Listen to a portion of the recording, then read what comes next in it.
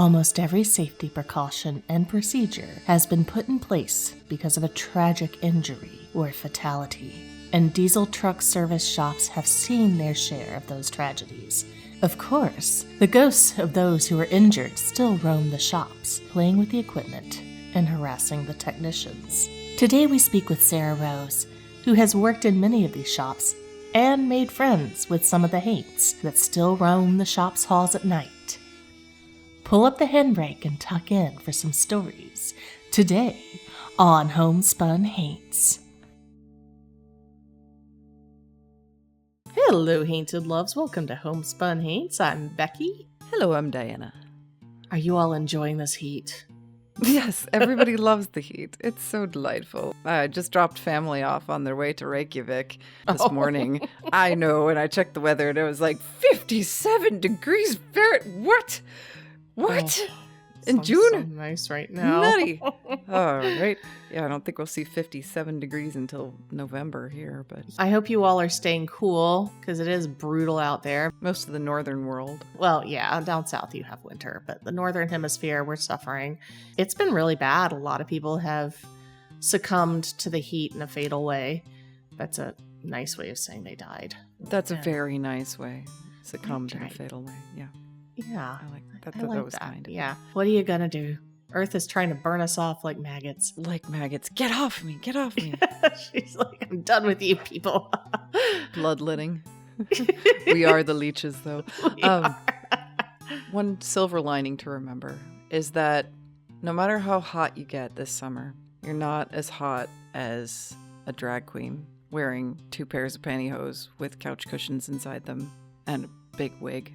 Maybe even like 2 or 3 wigs. Oh, wigs are hot. You can't be anywhere near as warm as they are. And Pride Month has always been in June. Mm-hmm. In Oklahoma. It's kind of officially in June, and we've always had it in June in Oklahoma. And they've just announced this year that they're moving the parade to October. Like Atlanta, like civilized places. Finally, finally, because everybody always thought, you know what's the best part about summer is putting on 2 pairs of stuffed pantyhose and a wig. No. We did go to a Pride-themed drag show last week, but fortunately it was indoors. Air conditioned. Someday I'll live in a fully air-conditioned dome city. That's my goal for the future. But for today, we have to do things indoors. It'll be the only part of Earth that's still habitable. It's one little dome. Under the dome, yes. So we did go to a very nice drag show where we got to watch drag queens dance with a baby because somebody brought their baby to the drag show. You gotta tell me about this because Diana's texting me and she's like, there's drag queens dancing with a baby. And I'm like, a real baby? Yeah, real baby. Okay, all I can imagine is like rotten milk and baby shit going all over the crowd. Babies do tend to projectile things, don't they? But in this case, it was probably, I would guess, maybe like at least 9 months old. It was at the point where it could stand when you had both of its hands held up. Oh, that kind of dancing. Oh, no. They walked right up and took the baby. It was great. But the baby was like on the ground dancing. It's not like they were flinging him around and doing somersaults with him and Not stuff. quite like David Bowie, but yes, they were indeed picking up the baby and dancing with the baby, which also surprised me because those outfits cost a lot of money. Yeah. One of them had a silicone tit that she popped out and offered to the baby, and the baby was like, "Score!" And then the baby was like, "Bitch, that's not a real tit." You horrible person. Just the eyes of that baby. He was so mad. It made me realize next time I go to a drag show, I've got to bring a baby with me. I don't know. If anybody's got a baby I could bring with me to a drag show, so it let can me get know. slung around and tempted with a fake tit. It's terrible. I don't know why there were children in this bar, but there were. So that's a decision. It's Oklahoma. Ah, Yeah, so anybody wants to loan Diana their baby next yeah, June. maybe don't loan it directly to me, though, because I can't quite be responsible. Maybe Wait, just loan how it to a else drag do you queen. loan a baby other than directly? Is there like an indirect baby loan system? There's gotta, I don't know. The baby should come with some kind of a guardian. Yeah, like its mother. That really shouldn't be me. I don't even know how a baby's just going to show up. Is that part of your life? Do babies just show up at your doorstep with their guardians? Thank God, no. Okay. No, that's not something that's happened to me. And I'm not manifesting that. We're just putting that out there. That's not happening. No baby showing up at my door. God, that sounds like hell. I've got enough with my own See? children. So speaking of children, today we are going to bring on Cynthia's daughter. Ooh, Remember that was Cynthia smooth. from a few weeks ago? Yeah. Yeah. So her daughter, Sara Rose, the diesel mechanic, or as we'll learn, former diesel mechanic. She has some exciting news for all of us.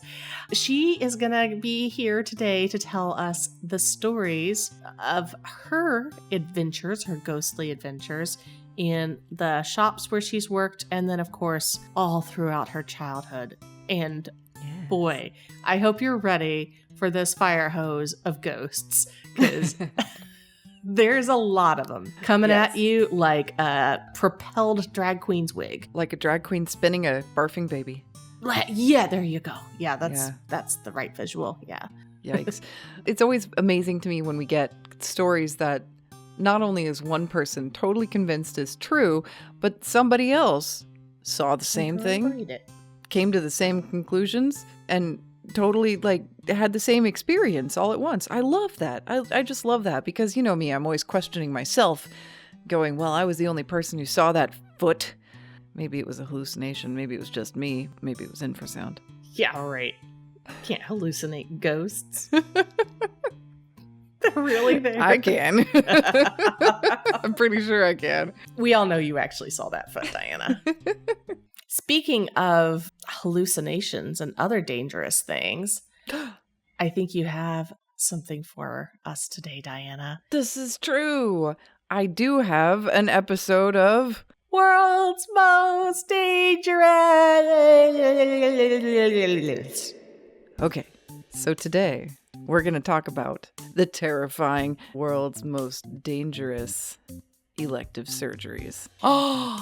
Oh no. Yes. World's most dangerous elective surgeries, Diana. People are much more happy to pay for their elective surgery than they are to pay for their necessary surgeries, unfortunately. Nobody wants to have to pay for a new kidney. But new butt? Hell yeah.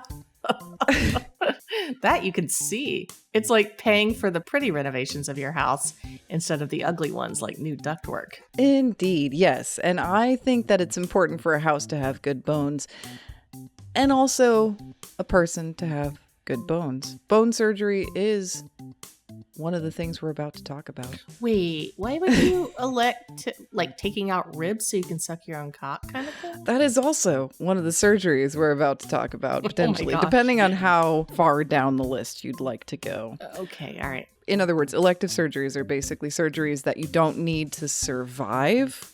You merely need to feel happier without any objective evidence towards that. All right, so going under the knife for fun. Going under the knife for fun. All right. Can you guess what the most dangerous elective surgery in the world is? I've heard of people dying from their nose jobs.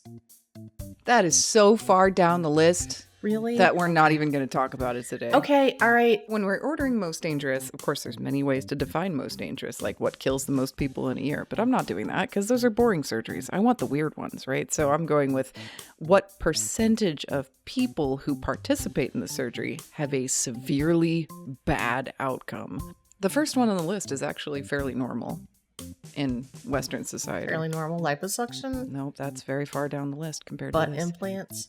Very far down the list. When you get your vagina vagioplasty? That's farther down the list as well. This is much more common than all of those things. Foot reduction? What? If you want smaller feet? Like Chinese foot binding? I mean, I've heard of people cutting off their toes so their foot would fit better into stilettos. That's on the list, but not number one. The most dangerous elective surgery in the world, by far, is bariatric surgery.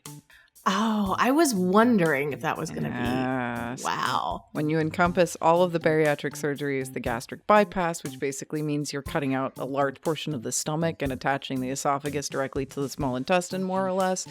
Or if you're talking about a gastric sleeve, which is basically like strangulation of the tummy, so it doesn't expand as much. All of those complications, severe life-threatening or life-altering complications, are going to arise 1 in 200 times that surgery is performed. Do you have any idea how many thousands of people do that every year? A lot. I've known a lot of people that have done it. Oh, yeah. Well, thank God for Ozempic. Oh, yeah. It's getting more popular, not less. So I know many people who did it. Some people regret it. Some people are very happy they did it. Strangely, most people are both happy and regretful.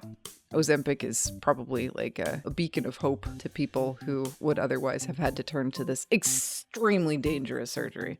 So, okay. Very dangerous. 1 in 200. The next in the list doesn't even come close. The next in the list is only going to be severely dangerous for 1 in 500 individuals who seek this procedure. However, this one's far less common. Is it that cutting off a toe? That's pretty much what it is. So if you lump all cosmetic amputations into one, cosmetic amputation is seeking the removal of a perfectly functional or healthy limb for psychological reasons. I know some people seek this out. Oh, yeah. But what doctor would do that? Well, you don't have to deal with insurance companies if it's elective. That's pretty rewarding in the medical field today. So I'm going to guess American doctors. Don't they have to take the Hippocratic Oath? Above all else, do no harm? Yes, but they're curing body integrity identity disorder. Aren't there other ways to do it other than removing the limb? I don't know. There's always multiple ways to treat any disease or disorder. Yeah. I don't know. You're not pro-amputation for cosmetic reasons? No, I am not. It feels like something that's very, very dangerous at 1 in 500, getting severe complications. But perhaps that's just because we don't understand, because we don't suffer from body integrity identity disorder. All right, well, it's creepy. It's very creepy. If you're thinking of having an arm removed, just consider that it's very dangerous first. It's one of the more unique surgeries you can get. I'm sure people will ask you about it. And coming in at about the same dangerousness would be another thing you already said, which was vaginoplasty. Both vaginoplasty and phalloplasty, which is the opposite, have very severe complications, also nearly 1 in 500. Oh my goodness. Yeah. That's lumping together people who already have this part and want the part somehow either elongated or shrunken down or looking younger or looking perkier, or if they don't already have the part and they'd like to have the part. Well, well, I guess it's technically elective if it's the latter, but I would feel like that'd be a little bit more kind of bordering on between non-elective and necessary. That is a huge debate. That's definitely a huge debate. Yeah. I like to think about that. It'll keep you up at night. Why is that more dangerous than so many other cuts? Is it just not performed that often? People don't have as much practice? Or is there so many nerve endings down there? Yeah, it has to do with the nerves. The blood flow is completely different to the genitals than it is other parts of the body. And so you're going to get different infection rates. You're going to get different kinds of complications from infections. You're going to get severe blood loss. There's taboos against doing physical therapy on that part of the body in this country for some reason. In many other countries, there's a whole lot of taboos about getting a therapist to go in there and stretch the scar tissue. I see. But that is also necessary when you have surgery, is to realign that scar tissue and start to heal into a normal tissue construct. I was thinking that might have something to do with it. Maybe not checked up on as much. If you're going to get a phalloplasty or a vaginoplasty, before you do it, find a physical therapist who is not afraid to touch your bits to do some physical therapy post-surgery, because all surgeries require some physical therapy post-surgery. And if your doctor says it doesn't, doubt them. Listen to Diana. She knows a thing or two about bones. All right. That was basically number 3/4. They don't have them together as genital plasties. You know, I have never met anybody nor read any cases where somebody wanted both a new vagina and a new penis at the same time on the same body. But if they did, I would have massive respect for that person, because that's just amazing. Where would you get the parts to make the parts, though? Because they use your own body parts to make the new parts. Cadaver. Well, I don't know. You'd have to be born intersex and just be like, well, I'm intersex, so I may as well just go whole hog with this. Yeah, I guess that works. That sounds awesome. Intersex affirming surgery. If anybody is planning on having that, has considered having that, or has had that, please let me know, because that person is my personal hero from here on out. That sounds great. However, also remember, very dangerous. So don't do it on a lark. Right. Don't just do it because Diana told you to. Detachable penis. Yes. It's important to remember that's an option. Yeah, because it is.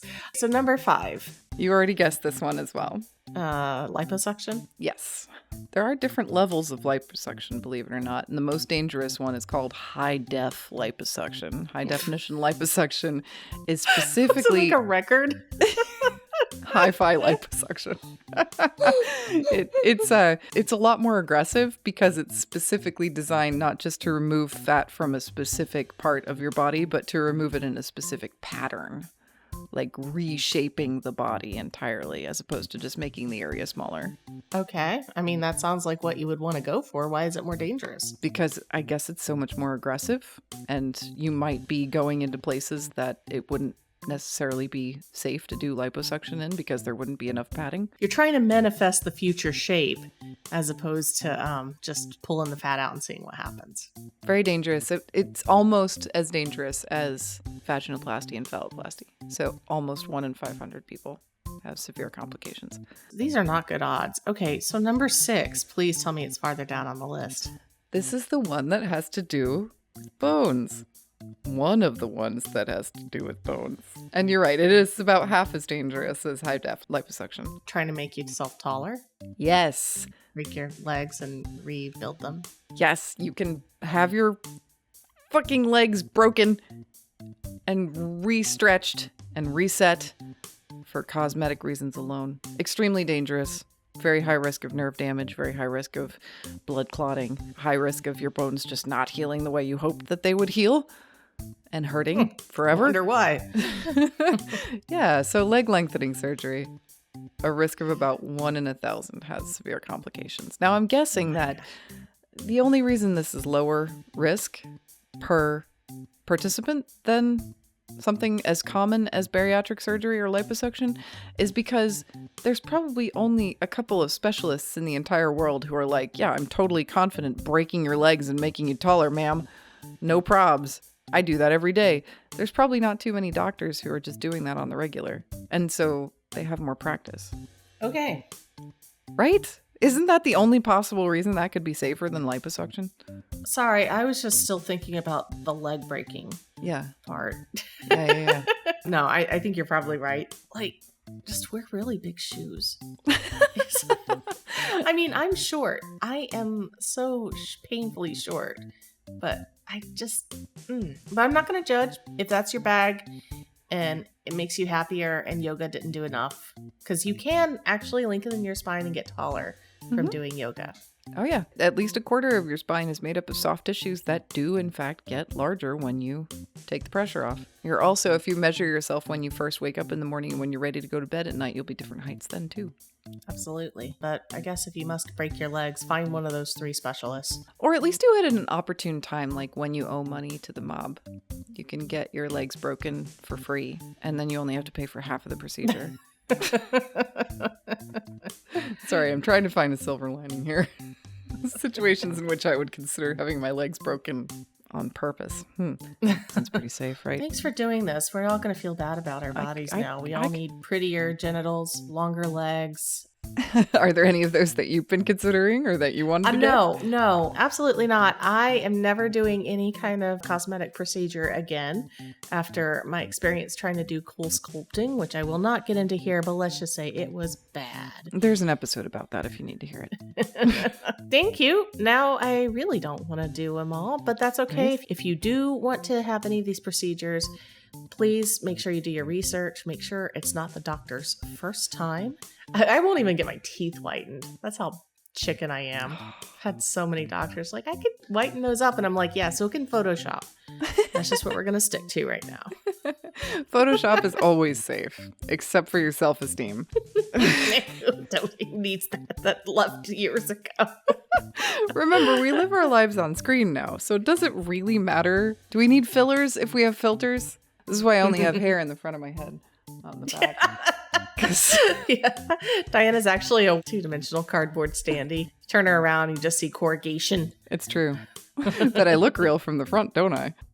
For those of you that are still listening, let's bring on Sara Rose. But before we bring on Sara Rose, we do want to let you know that we met her through her mother, Cynthia, who is one of our patrons. Part of how we were able to make all of these connections and get Sara Rose on here. She also lives in foothills of Appalachia in North Carolina, and her stories are very, very endemic to that area. You can join our Patreon very simply by just going to patreon.com/homespunhaints. You can join either at a paid tier to support the podcast and get special extra bonus fun stuff, or you can join at a free tier to enjoy things like our conversations, sneak previews of extra special fun stuff, and book club, which is awesome. But you don't have to join our Patreon, because another option is this commercial.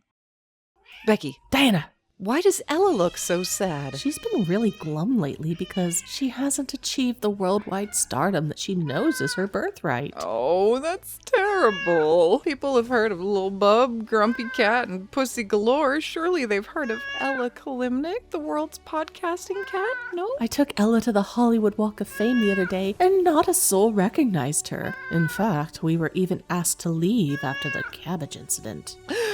I think we must rectify this atrocity right away. I have just the thing. You know the tote bag you've got that has Ella's beautiful visage right on the front? The one with the cute messaging that says every time I meow in the middle of the night, I'm talking to that person that you cannot see. Yes, I got it from our Homespun Haints merch store, actually. She did a great job meowdling for that photo. And everyone who purchases one of these bags will not only be able to carry their exorcism supplies more easily, they'll also help Ella realize her dreams of worldwide notoriety. It's a win-win for everyone. All people have to do is go to homespunhaints.com and click on the merch link at the top of the page. Then they can rest easy, knowing they've helped a cat reach her potential. Do the right thing. Help support Ella and Homespun Haints.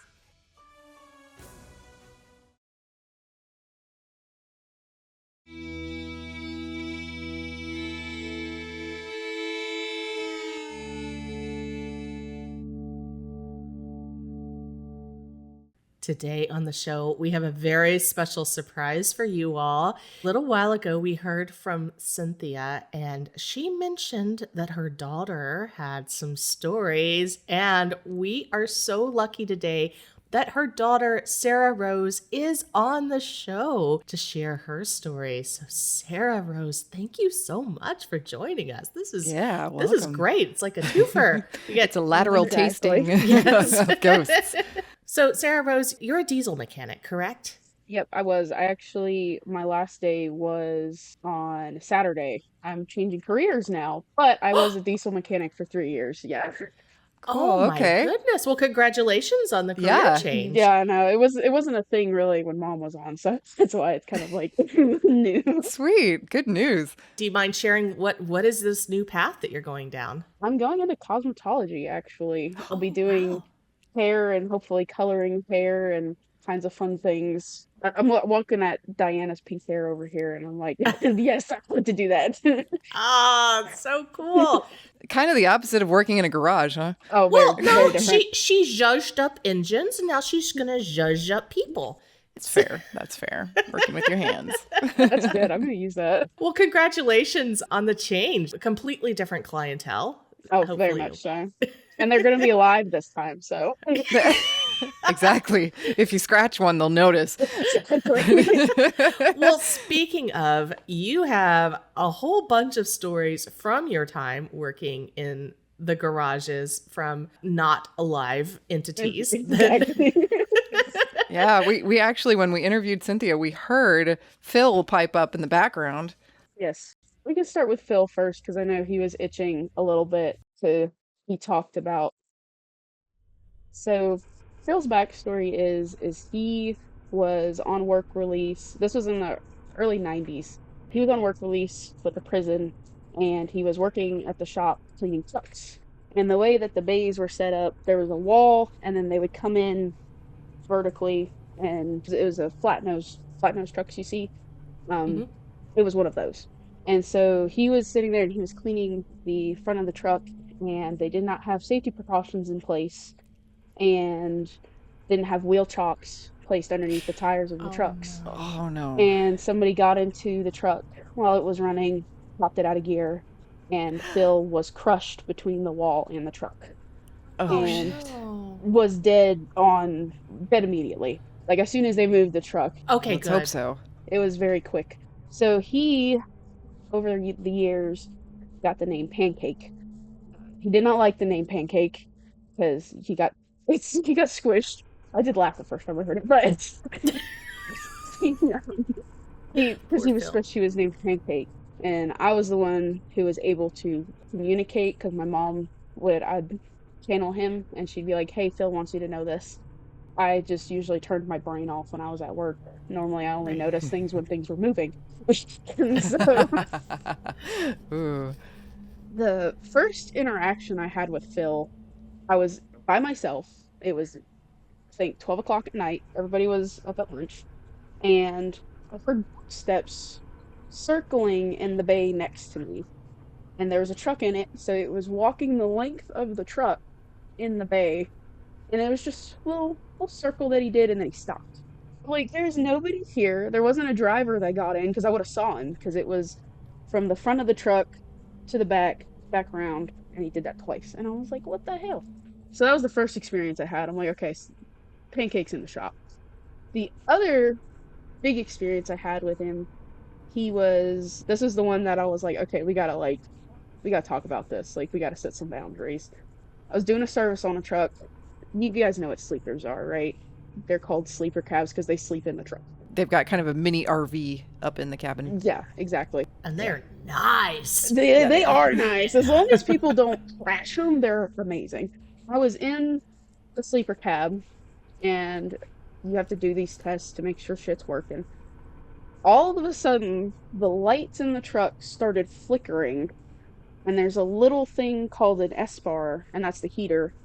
And that screen for the S-bar was losing its shit. And the lights were going crazy, and the lights in the truck were going crazy. And I'm like, God, like, this has got to be like a electrical issue, because that's my first thing, right? Like, batteries, that'll cause it. You know, I was trying to think of it logically. So I wrote it up, said something's not working. And the entire time in this truck, I was getting poked. Let's go like this. Ooh. And I was getting touched on my shoulder. And I'm like, quit fucking touching me. Like, go away. Ooh. And then after I said that, then the lights all did that. And I rode up to the truck because I'm like, that's not good. Like, that's an electrical issue. I talked to the guy who worked on it. He said there's nothing wrong with it. And I was like, we got to talk to Mom about this. And that's how Phil came to be. Okay. Because I was like, Mom, there's something in the shop. I need you to tell him to not mess with the truck I'm working on. We figured out his name because he had been dead for so long. He didn't remember his name. He just knew that he had gotten crushed, and everybody was making fun of him for it. I said I was going to call him Ricky Bobby. And he just laughed. We're like Talladega Nights. So I was going to call him Ricky Bobby. And Mom said that Phil would suffice. And he was laughing the whole time. I have a lot of stories about Phil. Right before I left, I had to kind of have a heart-to-heart with him. And at the end of the day, there's these drop cords, and so you have to pull on it to unlock it, and then you can reel it out, and then you have to pull on it again to lock it. Kind of like a window shade blind, maybe. Exactly, yeah, like a window shade blind. It was me, my buddy, our team lead, and another tech. We were standing in a circle, and me and my buddy were facing towards this drop cord, and me and my buddy watched something pull on the drop cord and send it back up into the reel, and the electrical piece was turned, and there's a little light on it where all the outlets are at, and it was turned, and it was held still facing in our direction. Ooh. Whoa. Oh, eerie. Yeah, me and my buddy were like, I said, hey, Phil, and then he said, hey, Pancake, because there's not enough time in the day to go into spirits with these guys. But that was One of the last things Phil did before I left. So it's his way of saying goodbye. I think it was his way of saying goodbye. You said the first time Phil showed up was the event where he was poking you in the truck and making the heating system go wild. Did you know the story before? Did you hear the story of Pancake and then put that together when you got the paranormal experience, or was this just out of the blue?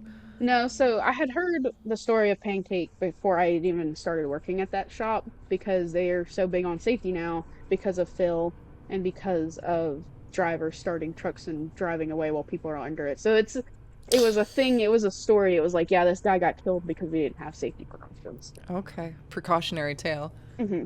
Yes, for sure. Were they aware he was haunting the building before you met him? They had suspicions. Everybody in the shop has had an experience with Phil.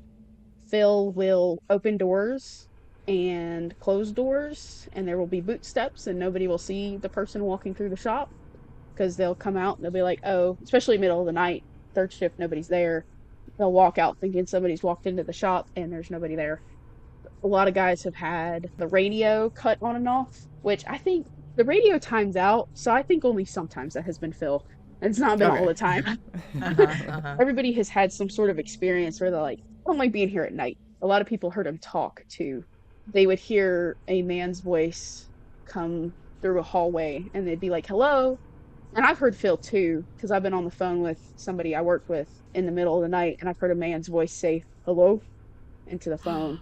And nobody was talking. It was just quiet. Wow. Yeah, Phil likes to make an appearance like that. Dang. It's very dramatic in his entrances.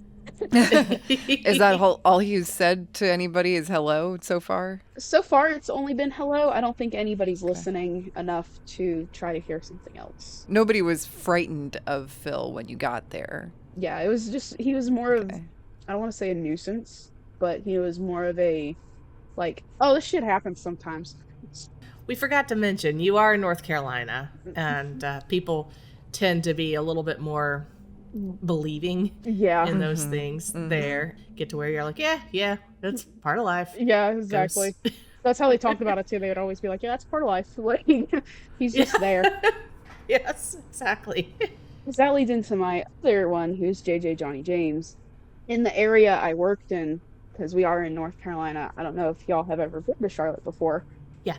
But it can go from gentrified, like very nice, to like right before I left, the entire week before, I heard gunshots outside of the neighborhood. I worked at a Mac dealership, and then I worked at Schneider National. And Schneider National and Mac are very close together, like they're a building over. JJ had haunted, he had just kind of roamed around and kind of stuck with Mac. He doesn't remember how he died. He just knows that it wasn't a peaceful way. It was probably some sort of gun violence, or he crashed on 85, because 85 is right next to us too. Like, we hear the crashes and we hear the highway, and like you can walk out and you see the highway. I've watched accidents happen getting out of the car for work. Could have been either one of those, but JJ was dead for almost 30 years. So I would see shadows moving in the shop all the time, especially when I was by myself in a bay. It always happens when I'm by myself. But of course it does. And this is at Mac? This is at Mac, yes ma'am. So JJ was a shadow figure, and this is one of the many times I had seen a shadow figure in my life. Like, I've always seen shadow figures. JJ was special though, because what JJ would do is, out of the corner of my eye, I'd be working on something, he'd be standing over me, watching me, what I was doing.